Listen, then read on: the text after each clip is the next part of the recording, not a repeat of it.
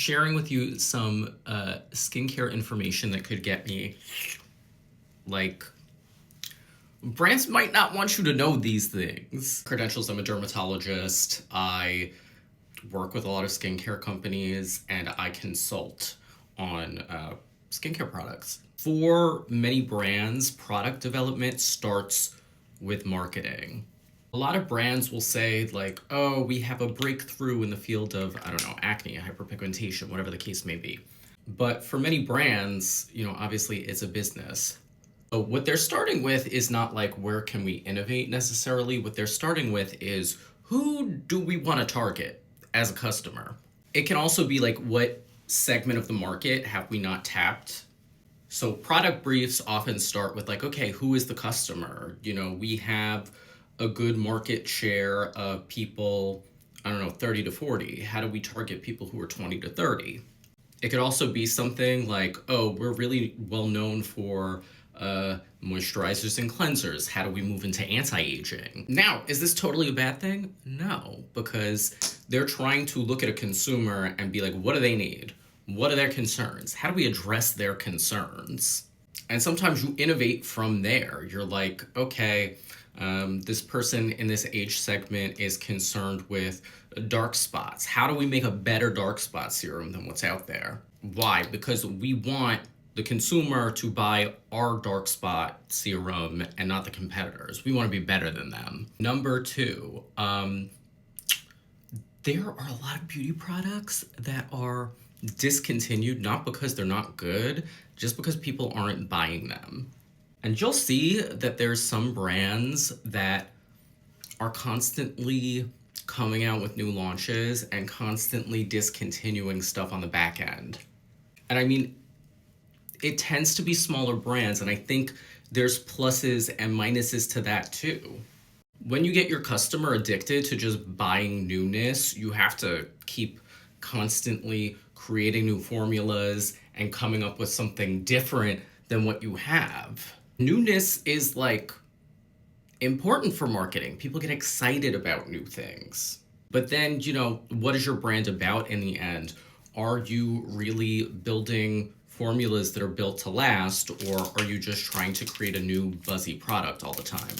Now, you'll see a lot of like smaller or indie brands doing this. And I think there's a few reasons for that. One of the good things about being a smaller brand is that you're able to fail faster. You have a small apparatus, a small business going on, and you see that something isn't working, you're usually more nimble and able to like kind of move on quicker and go to the next thing rather than wasting your time on this thing that clearly is not working or that people don't want or don't resonate with. But you most definitely don't want to get people caught in that cycle of just looking for new products from you and not having anything tried and true that's really working for them. Let's talk about studies next. You'll see that a lot of brands do studies on their products to be able to make claims about them. So there are generally like two different kinds of studies that you do. One is a consumer perception study. That's basically having consumers use the product and then asking them questions about how they feel about it. That type of study has so much respondent bias in it just because, people respond to using something new or different. And, you don't really know what they were doing before. I mean, that kind of holds true for all studies, really. But you may see something like, oh, in a study of 30 people, 98% of them felt like their skin was more hydrated. That really doesn't tell us much. I want a word about how many people, like, generally these studies aren't that big. So you got to take them with a grain of salt. Better clinicals are the ones that are investigator graded or, something where we're measuring an actual, like, physiological endpoint. There are things that you can measure like hydration or, you could photographically look at the appearance of wrinkles, etc. Which is going to be like way more reliable than just, how did you feel about this? What's interesting though is that for those studies, like, the brand doesn't have to share the results. So if they were not that impressive, we may never see them. Those little studies also are not necessarily a bad thing. They can be used really well.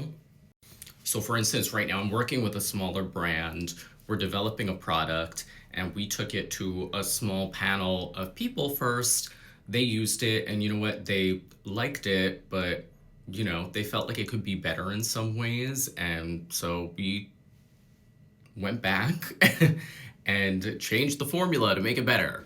Like, that's the way brands should be doing things. So, like, I'm happy to be involved with that brand and like using actual feedback to make a better product.